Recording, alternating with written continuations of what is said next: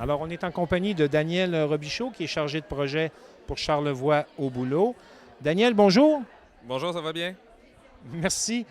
Cette édition du salon est le résultat d'une demande des entreprises de la région. Oui, exactement. Des entreprises de la région, autant des entreprises en tourisme hivernal, par exemple, comme le Massif de Charlevoix, ou des entreprises comme Ciment Suspension, Groupe Océan, le Fairmont, qui nous ont approchés, qui nous ont demandé ce serait le fun d'avoir une foire de l'emploi, mais version automnale pour l'hiver. Des gens qui se recherchent des gens à l'année, des entreprises qui recherchent des gens à l'année, ils étaient vraiment intéressés d'avoir ça. Ils ont dit, est-ce que ce serait possible de l'organiser? Donc, on est allé voir Service Québec, Emploi Québec de la région de Charlevoix. Et ils ont répondu, ils ont embarqué dans le train. Et ça a été rapide à tout louer les kiosques pour cette première édition. Vous avez combien d'exposants ici aujourd'hui? Aujourd'hui, on a 23 exposants, 23 entreprises différentes. Et on a aussi les différents services à l'emploi et les services aux employeurs qui sont présents aussi. Donc, on arrive à 30 à peu près. D'habitude, au printemps, c'est 350 personnes environ qui viennent à chaque année. Donc, on s'est dit que pour une première fois, vu que le concept n'est pas connu, on s'est dit quand on va être rendu à 200, on va sabrer le champagne. Si on a 150, là, on va être super heureux. Comment on peut aller chercher une plus-value, ou en tout cas vraiment recruter dans un bassin qui est déjà très mince, je vais le dire comme ça? Bien, on a des gens de l'extérieur aussi qui viennent avec les réseaux sociaux maintenant. Là, on est capable d'aller chercher des gens de l'extérieur aussi. On avait un monsieur tantôt de la Mauricie qui est venu pour se trouver quelque chose justement pendant l'hiver, venir rester dans Charlevoix et profiter du beau paysage d'hiver. Donc lui, il est venu de ce côté-là. Au niveau des personnes qui sont ici, donc il y a les gens qui étaient dans le tourisme pendant l'été, qui là n'ont plus d'ouvrage et ils vont recommencer l'année prochaine. Donc, ils cherchent quelque chose pour l'été. Il y a toujours des nouveaux arrivants qui arrivent dans la région. Il y a aussi les gens qui cherchent une nouvelle carrière. Daniel Robichaud, c'est votre dernier salon comme chargé de projet pour Charlevoix au boulot. Vous avez une successeur qui est déjà nommée. Oui, Mme Lucie Hott qui va commencer, qui se met au boulot à partir de ce lundi. Et on fait la passation des pouvoirs de ce côté-là. Et toutes les entreprises de la région vont vraiment entre de bonnes mains avec Lucie, qui connaît beaucoup la région aussi. Bonne chance pour la suite des choses. Merci beaucoup. En compagnie de Lise Melançon, qui est la directrice des ressources humaines chez Ciment Suspension. Bonjour. Oui, bonjour. Qu'est-ce qui vous amène à participer à ce salon aujourd'hui? Je dirais, c'est sûr, c'est de pouvoir rencontrer de la nouvelle main-d'œuvre pour chez nous. Évidemment, on est toujours en recrutement. Fait quand même, depuis 2006, là, moi, que je viens à chaque année là, pour Charlevoix au boulot. Donc, je pense que c'est important là, de s'impliquer là, dans un travail qui est fait comme ça dans la région pour voir la main-d'œuvre. L'enjeu du recrutement est presque un enjeu de développement chez Ciment Suspension. Bien, c'est sûr qu'avec toute la croissance de l'organisation, effectivement, le besoin de nouvelles main-d'œuvre est essentiel là, pour bien servir la clientèle. Là. Vous chassez les têtes, là, c'est l'expression que l'on a, vous chassez les têtes un peu partout au Québec. C'est quoi l'argument ou qu'est-ce qui fait pencher les gens de dire « OK, je m'en viens rester dans la région pour travailler chez Ciment Suspension ». Je dirais que c'est quand même un défi, hein? Surtout quand on est à l'extérieur.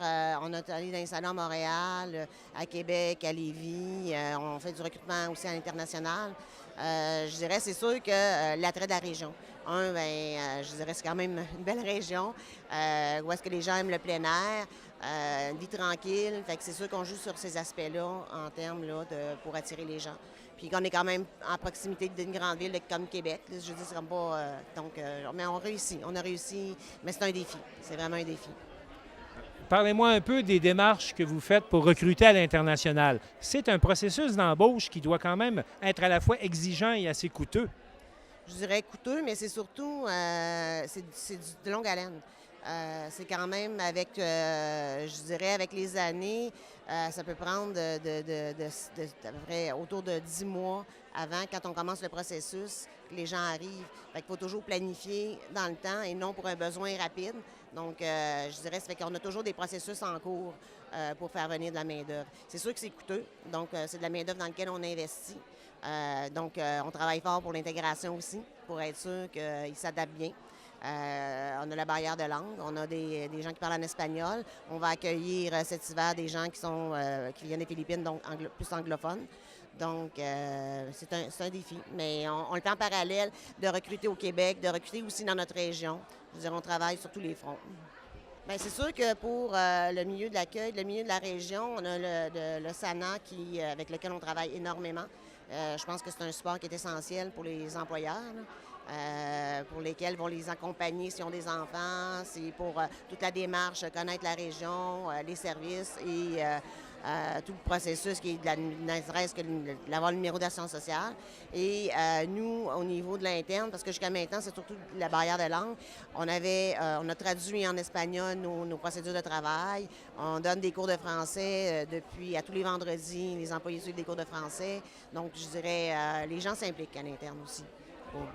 En terminant, j'aimerais savoir, vous êtes ici aujourd'hui au Salon de l'Emploi. Il y a combien de postes d'offerts ici aujourd'hui chez Simard Suspension? En termes de combien de postes, je dirais, c'est quasi indéterminé.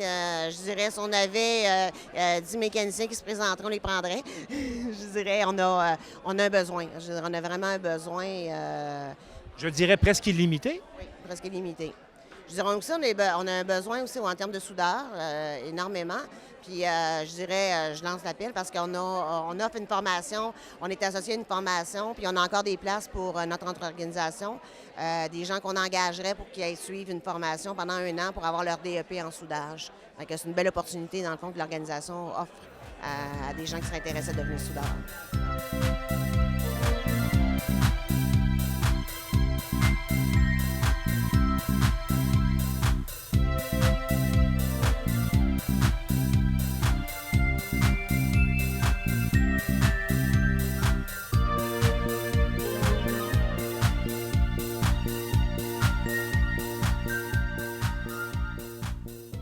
En compagnie de Frédérique Tremblay, conseillère en ressources humaines au groupe Océan. Bonjour.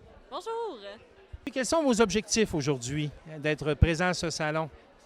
Nous, on recrute en ce moment, on a besoin de beaucoup d'employés de production, on a besoin de soudeurs-monteurs, de mécaniciens, de manœuvres. On a également, on recherche un magasinier également. Donc, pour notre chantier naval de Low-Coude, on veut mettre de l'avant Charlevoix, le chantier naval de Low-Coude. Océan, c'est une grosse entreprise québécoise. Mais aujourd'hui, là, on essaie de garder nos gens dans la région. Justement, quel est le principal défi là, pour des gestionnaires de ressources humaines chez Océan présentement?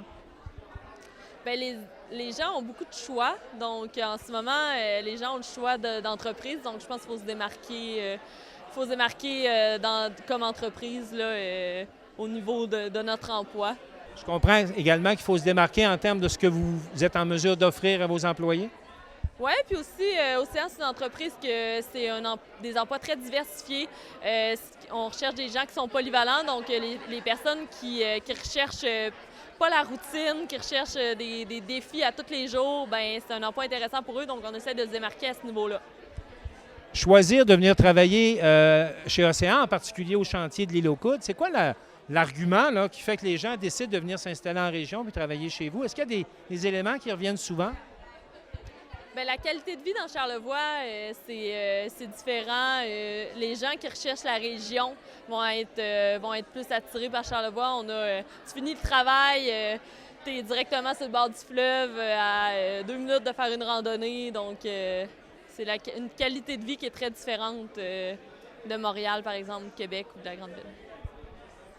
Présentement, aujourd'hui, je vous pose la question quand même. Il y a combien de postes disponibles là, présentement ici, aujourd'hui, au Salon?